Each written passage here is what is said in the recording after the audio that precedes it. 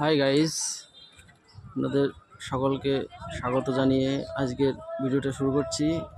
আজকে আমরা all team Bethua ডৌড়ে আছি। আজকে সিআইবি কানেকশন করছি ভিতরে। আপনারা দেখেন যে কি এর ভিতরে কি আছে, ঠিক আছে? কিভাবে আমরা কানেকশানটা করি আপনাদেরকে দেখাবো, ঠিক আছে?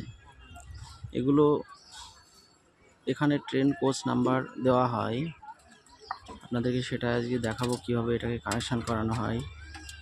আপনারা দেখেন আমাদের বস উপরে আছে, তিনি কাজ করছেন। আপনারা দেখেন এটা বেথুয়া ডৌড়ি স্টেশন।